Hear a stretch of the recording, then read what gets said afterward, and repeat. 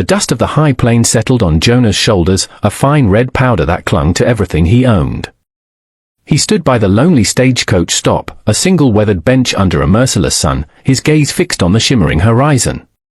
He'd sent the letter and the money 6 months ago, a transaction that felt both desperate and practical. A wife.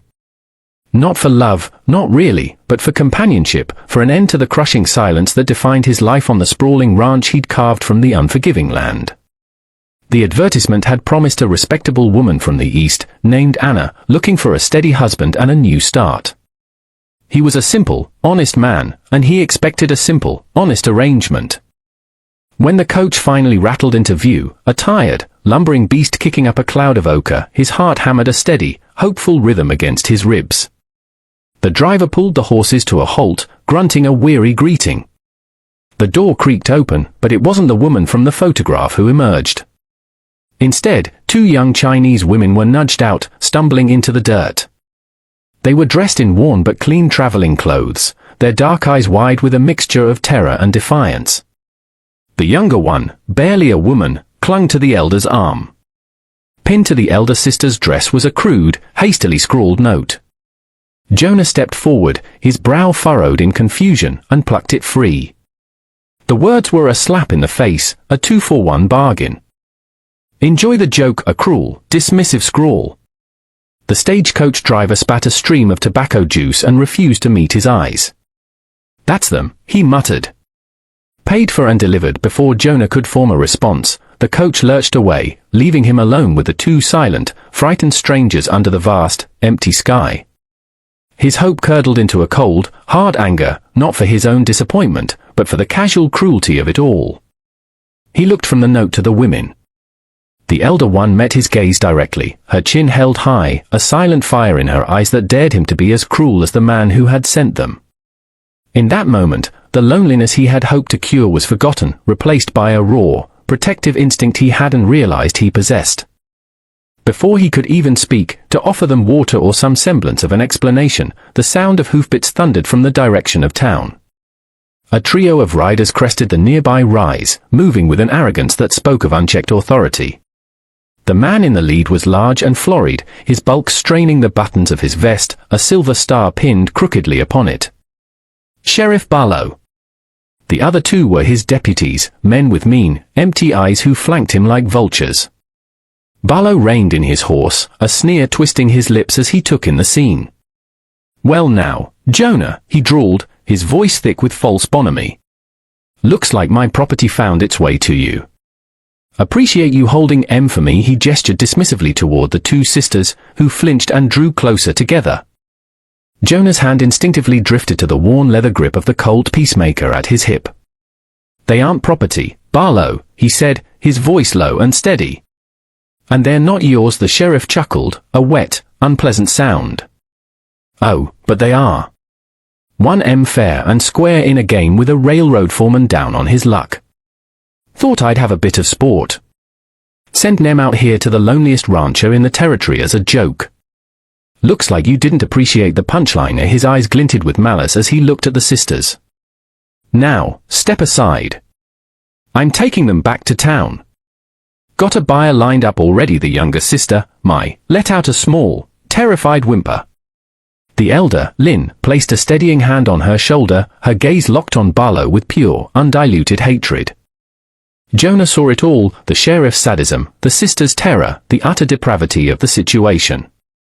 His moral compass, the one true thing he'd always lived by, pointed in only one direction. He took a half step forward, planting himself squarely between Barlow and the women. They're on my land now, he stated, the words carrying the weight of an unbreakable vow. And they're not leaving. The air crackled with tension. Barlow's smirk vanished, replaced by a scowl of disbelief, then fury. Are you drawing a line against the law, rancher? He snarled, his hand dropping to his own holstered pistol. Jonah didn't flinch. I'm drawing a line against you. He knew it was a fool's stand, 1 man against 3, but the thought of handing those women over to a man like Barlow was impossible.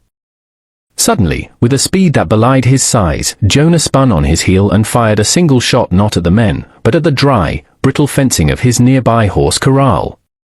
The sharp crack of the pistol shot, combined with the splintering wood, spooked the animals inside. With a collective snort of panic, half a dozen horses burst through the weakened fence, thundering directly toward the sheriff and his men. It was chaos. Horses reared, deputies shouted, and Barlow fought to control his spooked mount. It was the only diversion Jonah would get. He grabbed Lynn's arm. "Run!" To the cabin, he yelled over the din. For a moment, she hesitated, her eyes questioning, but the urgency in his voice was undeniable. She grabbed Mai's hand and they ran, their feet light on the hard-packed earth. Jonah fired another shot into the air to keep the deputies occupied, then followed, his long strides eating up the distance to the small, sturdy cabin he called home. He slammed the heavy oak door behind them and threw the bolt, the sound echoing the frantic beating of his own heart. He leaned against the wood, breathing heavily, as the sound of angry shouting and retreating hoofbeats faded. Silence fell, thick and heavy, broken only by the sound of their ragged breaths in the dim interior. He was in a fortress of his own making, a stranger in his own home, now sharing it with two women whose names he didn't even know, with the corrupt law of the county hunting them all. The forced proximity was immediate and absolute. The simple, predictable life he craved had just been blown to pieces. Night fell like a shroud over the plains, bringing with it a deceptive quiet. Jonah had given the sisters his own room, a small, sparse space with a single bed and a window facing the open range. He'd taken up a post by the main room's hearth, his rifle across his knees, listening to every creak of the floorboards and every rustle of the wind. He didn't know what to expect. They were fugitives now, all three of them. A little while past midnight, the door to the bedroom opened a crack. It was Lynn, the elder sister. She stepped out, moving with a silent grace that surprised him. She held a small, chipped cup in her hands. She approached him cautiously and offered it. It was tea, fragrant and steaming. He took it, his rough fingers brushing against hers. "Thank you," he said, the words feeling inadequate. She nodded, her expression unreadable in the flickering firelight. She sat on the floor a few feet away, her back straight, a silent sentinel sharing his vigil. "He will come back," she said, her English soft but clear, with an accent that was melodic. Jonah was taken aback. He hadn't expected her to speak the language so well. "I know," he replied, his eyes scanning the darkness outside the window. With more men she was silent for a long time, watching the flames. Then she spoke again, her voice barely a whisper. "He lies.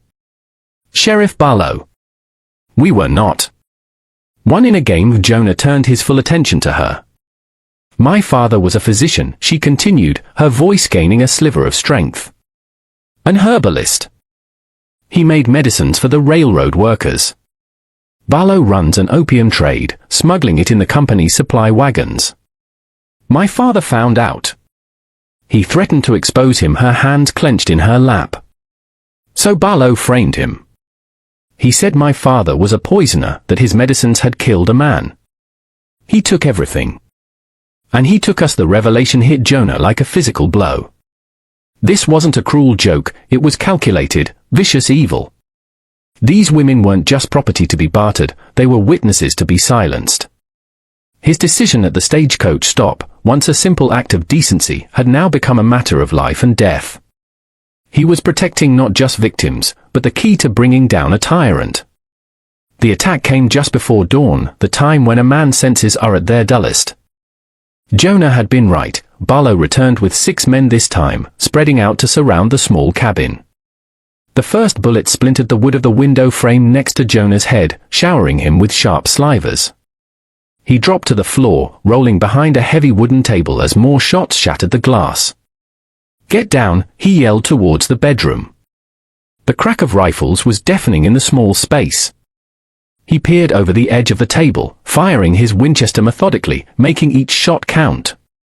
He was a good marksman, raised to hunt on this land, but he was pinned, the odds hopelessly stacked against him. He took down one of the deputies, a lucky shot through the darkness, but 2 more were advancing on the blind side of the cabin, using the woodshed for cover. He had no angle on them. He saw one of them raise his rifle, aiming for the flimsy wall of the bedroom where he knew the sisters were hiding. His blood ran cold. He tried to shift his position to get a clear shot, but another volley of bullets kicked up dirt in front of him, forcing him back down. He was trapped. This was it. And then, something flashed in his peripheral vision. A flicker of movement from the shattered bedroom window.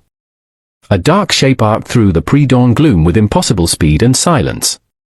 The deputy aiming at the bedroom wall grunted, a choked, surprised sound. He dropped his rifle and staggered back, clutching at his throat where the handle of a finely balanced throwing knife now protruded. He collapsed into a heap. Jonah stared, dumbfounded. Before the other deputy could even react to his partner's fall, a second knife flew from the window, embedding itself deep in the man's shoulder with a sickening thud. He screamed and fell back, his own rifle discharging harmlessly into the sky. The sudden, lethal precision of the attack stunned Barlow's men into a moment of shocked silence. In that moment, Jonah saw Lynn's face in the window, her expression a mask of cold, focused fury. She was not a helpless victim cowering in a corner. She was a warrior. The realization electrified him, and he used the deputy's hesitation to his advantage, laying down a furious volley of covering fire that sent them scrambling for cover. They had survived the first assault. In the tense quiet that followed the hasty retreat of Barlow's men, the cabin felt both smaller and safer. The immediate threat had passed, but the air was still thick with the smell of gunpowder and the weight of what had just happened. Jonah found Lynn in the bedroom, calmly retrieving her knives from where she'd laid out a small leather roll. Mai was huddled on the bed, her face pale, but her eyes were fixed on her sister with a look of fierce pride. The dynamic between them was clear, one was the shield, the other the heart. Jonah leaned against the doorframe, his rifle held loosely in one hand. "Where did you learn to do that?" he asked, his voice rough with awe. Lynn finished wiping a blade clean on a piece of cloth before looking up at him.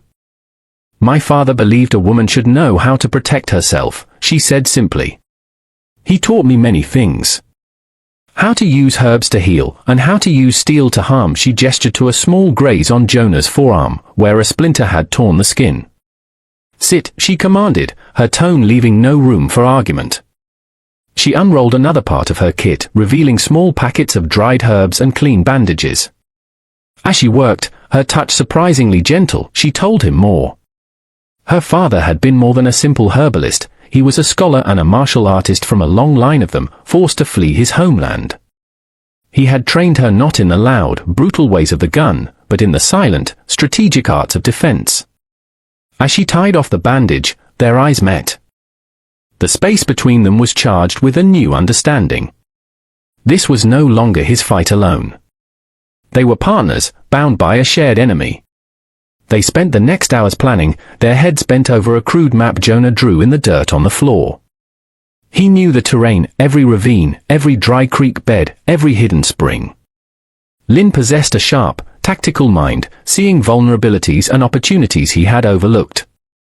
Mai, who had been silent until now, pointed to a spot on his map. "The riders," she said, her English halting. "When they came, they rode around that ridge. Not over. The ground is bad there. Unstable." It was a small detail, but a critical one. She was an observer, her fear sharpening her senses. They were a three-person team now, the gunman, the strategist, and the scout. Their plan began to form, not one of defense, but of attack. They couldn't win a prolonged siege, and they couldn't outrun Barlow's posse forever. Their only hope was to turn the tables, to use the sheriff's arrogance against him. "He thinks we are trapped animals," Lynn said, her gaze distant as she formulated the plan. "He expects us to run for the mountains, to try and lose him in the high country. We will let him think he is right." The plan was one of misdirection. They would spend the day creating a false trail, a convincing story of a desperate flight towards the jagged peaks to the north. Jonah, an expert tracker himself, knew exactly how to lay down signs that would fool even a seasoned man. He would lead one of his horses, letting its shod hooves leave deep impressions in the softer ground, scuffing rocks and breaking branches in a way that suggested panicked haste. Lynn added a crucial detail. She tore a strip of fabric from my spare dress, a distinctive blue calico. "Leave this on a thorn bush about a mile up the trail," she instructed. Something dropped in a hurry. "He will see it as proof of our desperation." While Jonah worked on the false trail, the sisters prepared their own contribution. Mai, using the knowledge her father had passed down, gathered specific plants from around the cabin, plants that, when crushed, left a scent that animals, and a keen-nosed tracker, might follow for a short distance. They would use it to enhance the beginning of the trail, making it seem even more authentic. As they worked together through the day, a quiet rhythm developed between Jonah and Lynn. Their communication was sparse, functional, but filled with unspoken understanding. A shared glance over the map, a quick nod of agreement, the simple act of passing a canteen of water, each gesture built upon the foundation of trust forged in the morning's firefight. He saw not just her strength, but her intelligence and grace under pressure. She, in turn, saw the steady, unwavering core of the man who had chosen to stand for them when he could have simply turned away. The sun began to dip low, painting the sky in hues of orange and purple. The trap was set. Barlow would take the bait, they were certain of it. And while he and his men were chasing shadows in the mountains, they would be heading in the opposite direction, back to the heart of his power. Under the sliver of a moon, they moved like ghosts. They traveled south, away from the mountains and the false trail they had so carefully laid.